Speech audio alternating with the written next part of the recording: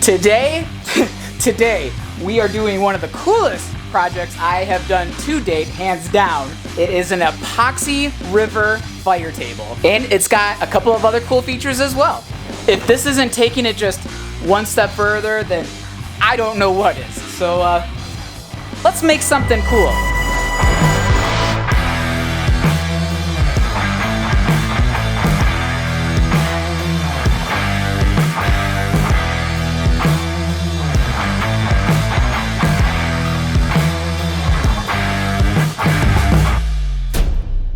We're gonna start this build off by checking out this beautiful slab of wood called spalted hackberry. I did want to take a second to thank my very good friend Brian for helping me get a hold of this slab. Could not have found this without you, brother, so thank you very much. Now, I have to admit, I am very intimidated by this step because I've never worked with a large slab like this before, and I honestly had no idea where to start.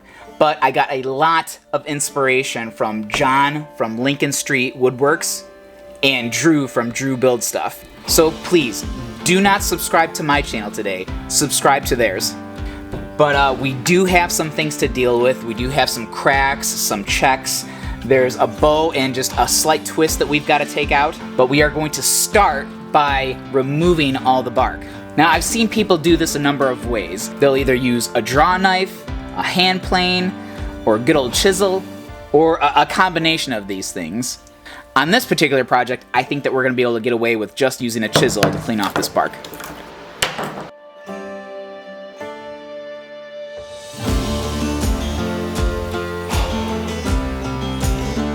Alright, I am done scraping off all the bark on the sides. I finished it off by sanding it down with a 220 grit. Now, at this point, this is where everyone would flatten the top out to make it nice and flat before they do anything. But I'm noticing that I have a little bit more of a cup and a bow than I originally thought I did. So in an effort to take off less material and save some thickness, I'm actually going to split this down the middle first. Then I'm going to flatten my two narrow sections down. The premise here is that if I make them into smaller sections, I won't have to remove as much material and there won't be as dramatic of a bow. But I'm sure you know how this works. Eventually, after I get these nice and flat, when we put them in the mold, we're actually going to trade places so that now the live edges are facing each other in the center, giving our river a more natural look. The next step is to make some sort of makeshift planing bed, if you will. And I wanted it to be as simple as possible. So I completely ripped off Drew from Drew Built It, but I really think that this is gonna get the job done. It's very simple, yet it slides very, very nicely for not having any wheels. Now, I'm not going to bother sharing the dimensions with you because this is going to be very specific to both your router and your workpiece. But it's a simple box made out of probably whatever wood you want. I got a ton of melamine on my hand, so I made it all out of melamine. I put some cleats on each side to keep it on the rails. Made some clearance for my router bit. By the way, I did buy this 2-inch surfacing router bit. It was actually very inexpensive. I'm gonna leave a link down below. And I also made the rails out of melamine as well. But I did add some strips of iron-on melamine on the sides to make it even smoother.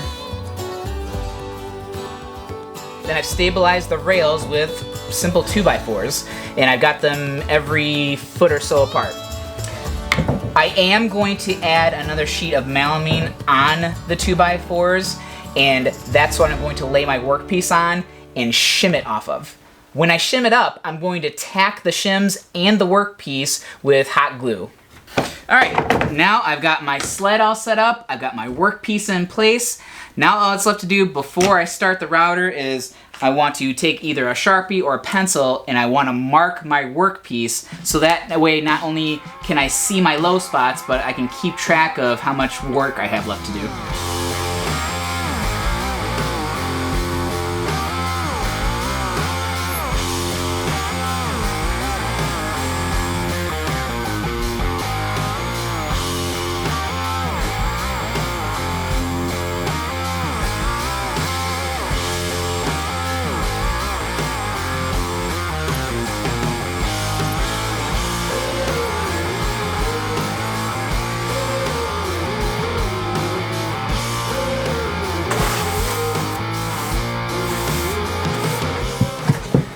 That worked so well. I can kind of see steps, but I don't feel them. So I think that this is gonna be really easy to sand out. Not bad for a quick DIY bed. Thanks, Drew.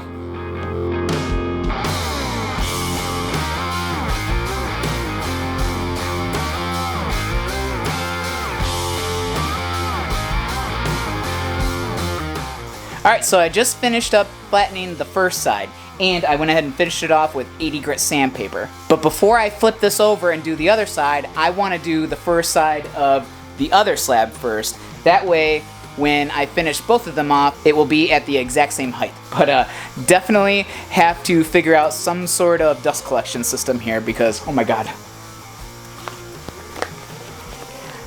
It's bad. Alright, now I've got one flat side on each of them, so now I'm going to flip them over and whittle away at this surface until I get them both flat and at the same thickness. I am shooting for 1.5 inches. I don't know if it's gonna happen, but that's what I'm hoping for.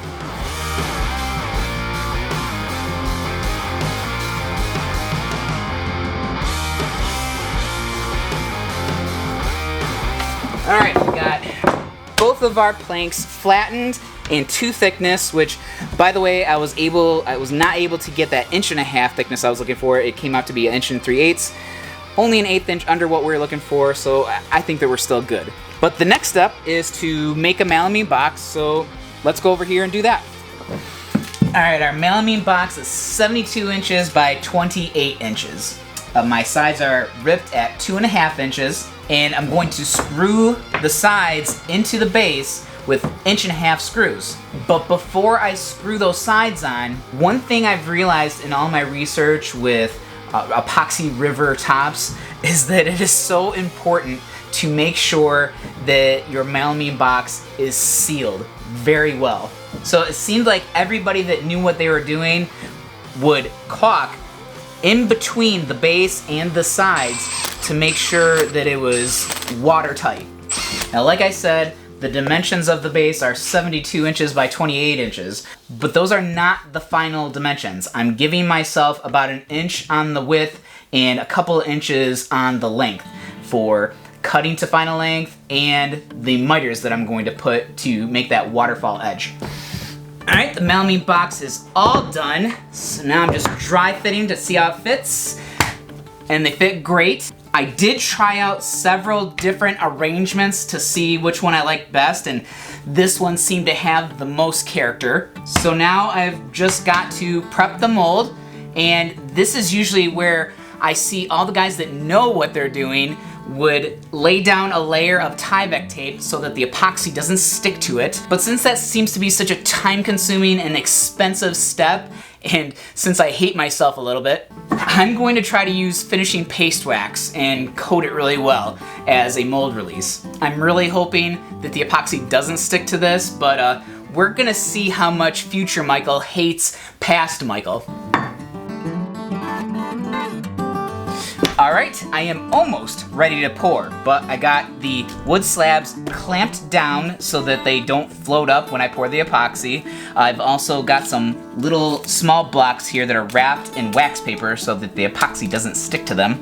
But the last thing I have to do before I pour is, in an effort to save on tons of expensive epoxy, I'm going to make a dam so that epoxy doesn't infiltrate this area. This is where I'm going to put the fire pan, so there's no sense in filling this void up with a bunch of expensive epoxy. I am going to do something else to save on epoxy, but I'll get to that later. Just as an added precaution, with hot glue, I sealed around the perimeter of this area between the slab and the melamine, just in case the epoxy feels like wicking underneath the slab, coming over here to infiltrate this area. Forgive me for what I'm about to do. Time to mix up some epoxy. Thank you so much to Christy from Total Boat for sending us this product and donating it to this project. Using the Total Boat Deep Pour, and I'm going to use Black Diamond Iridescent Blue. I want the color to be more solid instead of see-through, So I'm mixing up a half a teaspoon per liter.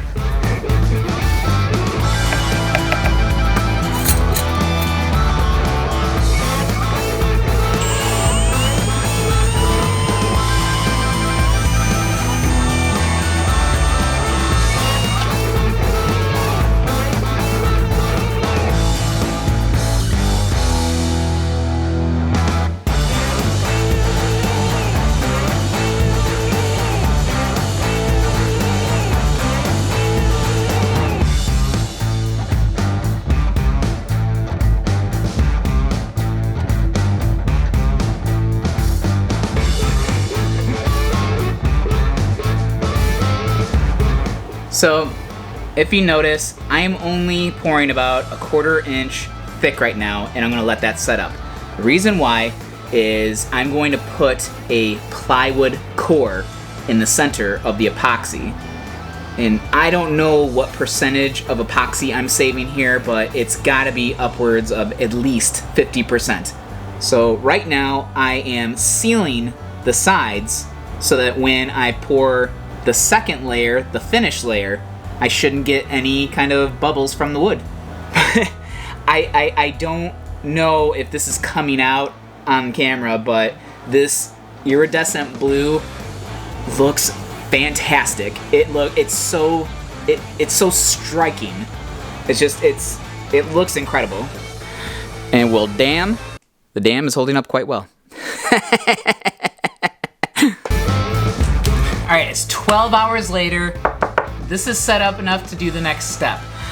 And this is where I'm going to do things a bit different.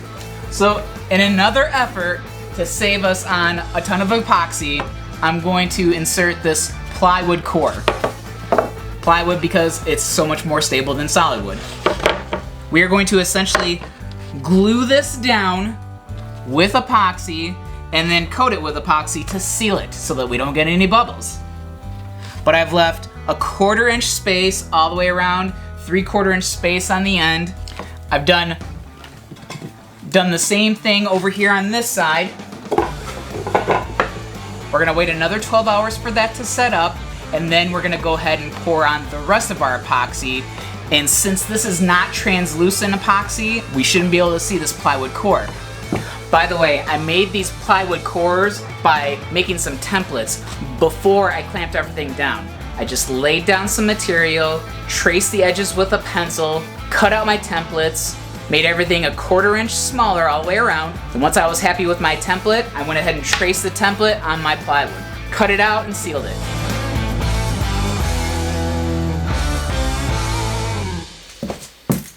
All right, it's another 12 hours later, doing the final pour.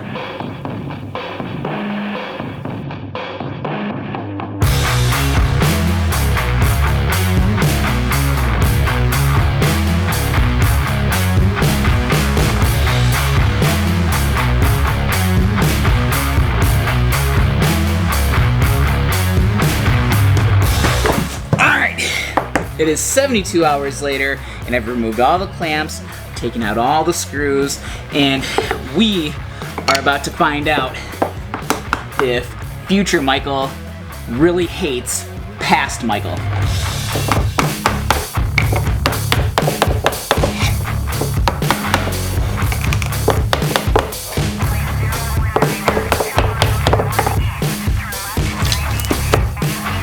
So far, so good. Ooh, that looks really good. Oh my god, I love this glue. Oh my gosh. Oh my, like butter. Oh, hell yeah. I could not be happier with the way this came out of the mold. It looks beautiful.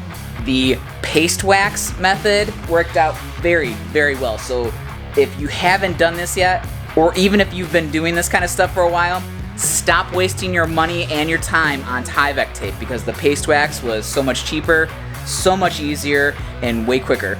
As you can see though, I do have some opacity issues right here. On the other side, I can actually see the plywood core very well through this, this side of the epoxy. And I was afraid this was gonna happen, so when I poured that last batch, or that finish layer, I actually bumped it up to 1 teaspoon of colorant per liter of epoxy. And as you can see on the other side, not having that issue at all. All right, now it's time to flatten this thing, but this time I am taking it outside because holy sawdust.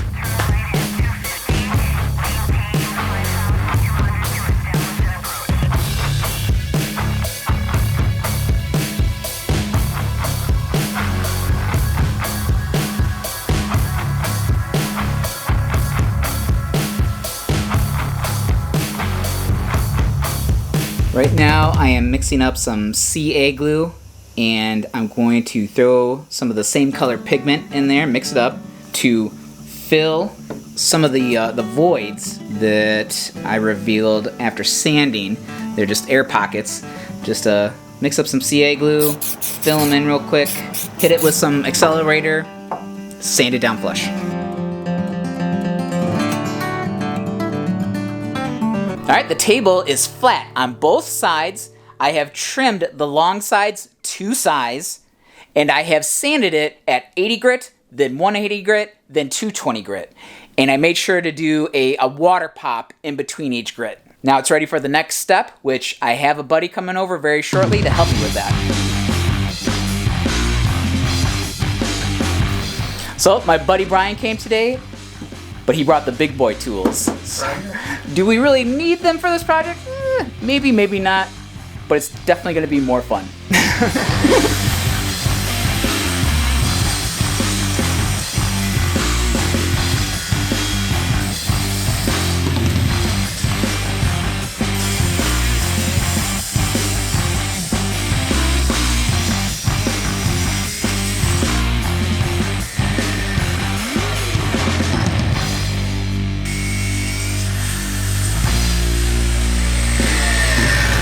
All of our pressure needs to be on here. Right now we're just setting up to use this domino. We're going to use these domino biscuits, and that's how we're going to join the miters together. If I glance that, see the 0 mark? Okay. We're on that line. If I slide it over, there's the line. You run it right to that line. You do the first one. Mm-hmm. We're going to press and hold real tight.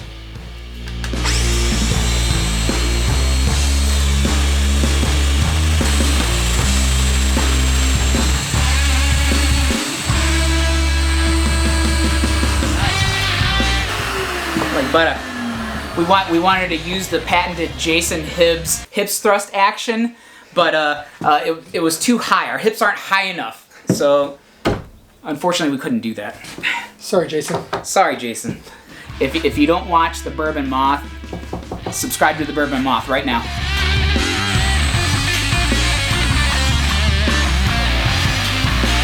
I can do that.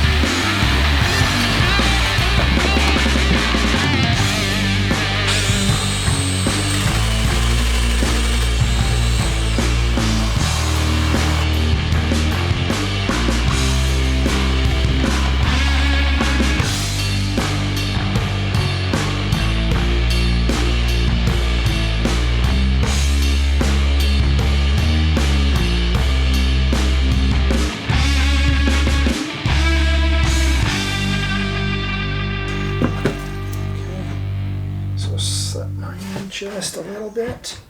There we go. There we go. We're in.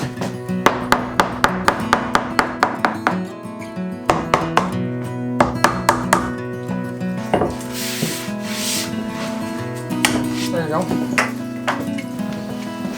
Right now we're going to set up these clamping culls, and what this is going to do is it's going to give us even clamping pressure on this miter.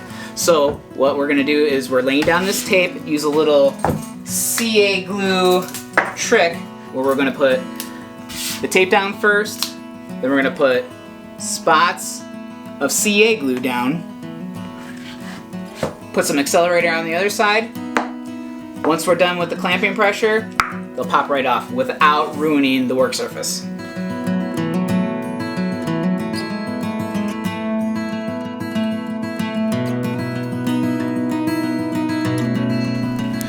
Alright, so we're all Brian's much taller than me, so we're all clamped up over here. We're gonna leave this for 24 hours. Brian, thank you so much for not only helping me out today, because I would have never been able to do this without you. Thank you for helping me get a hold of this beautiful, beautiful slab of wood, because I also wouldn't have been able to get that without you too. So awesome, no problem.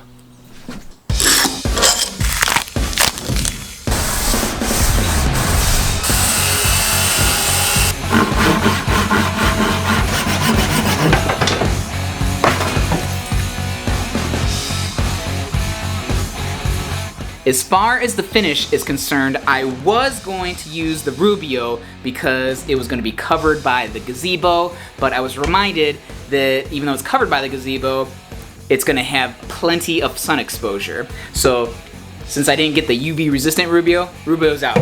But Total Boat did send me the Halcyon Clear, which is UV resistant against not only the sunlight, but it's also resistant against all sorts of weather as well. So if you did plan on having a project like this outside in the elements, this is the way to go. This particular one is satin, and I'm gonna do about 4 to 5 coats of this. Now let's talk about this base. Now it's nothing fancy, but I've done some simple things here that were inexpensive and easy, but add a ton of character. But it just consists of 3 panels. They're made up of 1x6s that I harvested from a pallet, and then I just used corrugated metal for the panels. The sides are all held together by 1x4 bracing in all 4 corners and in the center of the bottom. I've also attached a couple of 2x2 cleats over here on this side to further attach it to the waterfall side. But the best part of this base is right over here on this side. Come over here. I added a drawer on the end for easier access to take the propane tank in and out. This is something that was missing very badly from my last fire table build.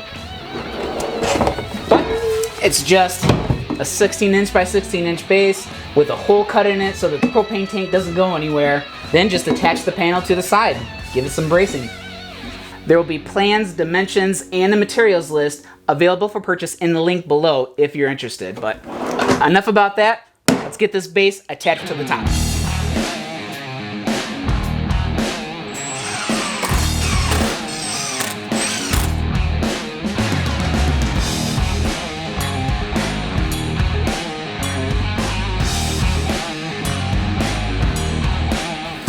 Now for the funnest part of this whole project, which is installing the fire pit hardware, which is actually the whole reason for this whole build. But thank you so much to Rick from easyfirepits.com for not only providing all the hardware for this project, but for inspiring this project in the first place. So whenever you get a chance, check out easyfirepits.com.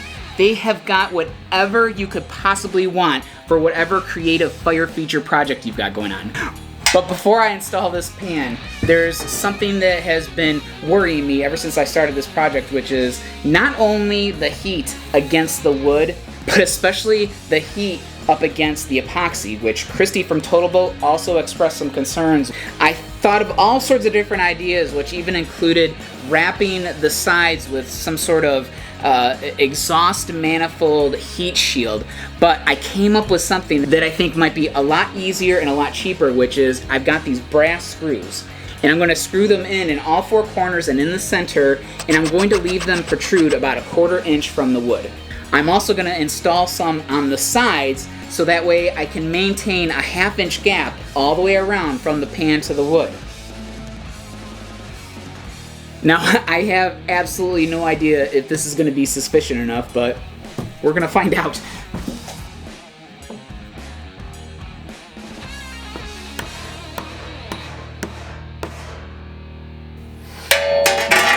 I am not going to get into detail of how to put this hardware all together, because I think we can all agree that this video's gone on long enough.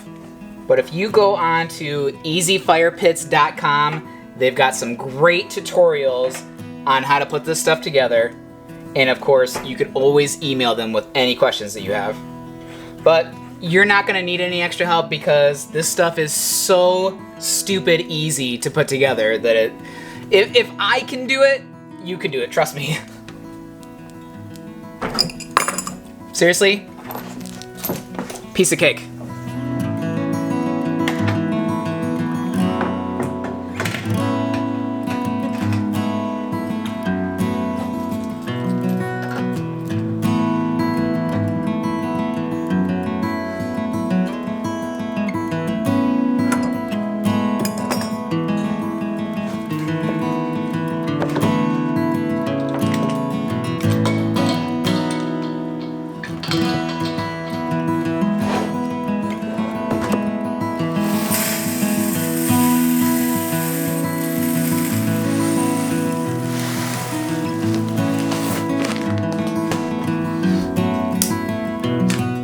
Wait, almost forgot.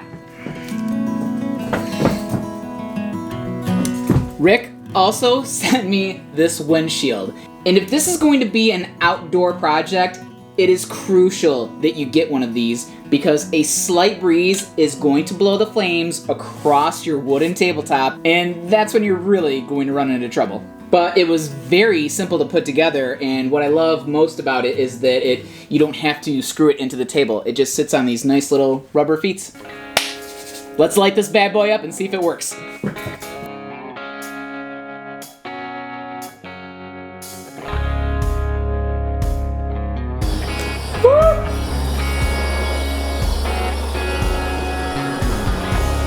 Oh my god, I love it. Oh, it looks so freaking amazing.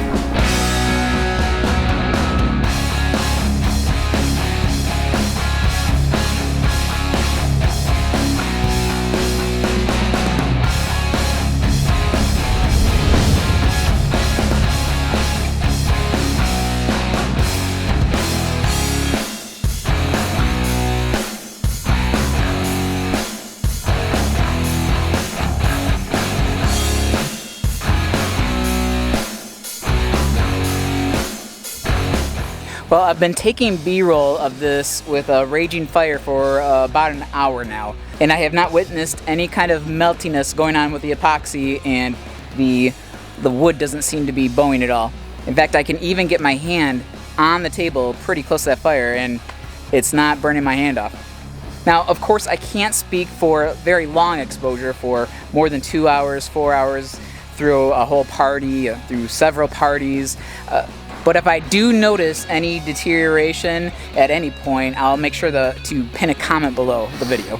But I love having it out here. Well, I'm not gonna lie, this project was involved, but it was way easier than I thought it was going to be. And if you ever have the means to do a project like this, I highly recommend doing it. I found the process to be very satisfying and very empowering. But don't forget to subscribe to all those people that I told you to subscribe to. And if you do a project like this, your family's gonna love you.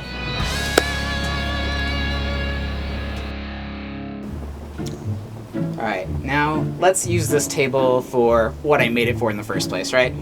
Yeah. Let's roast some marshmallows. Yeah. What do you think, Little Builds? Do you like it?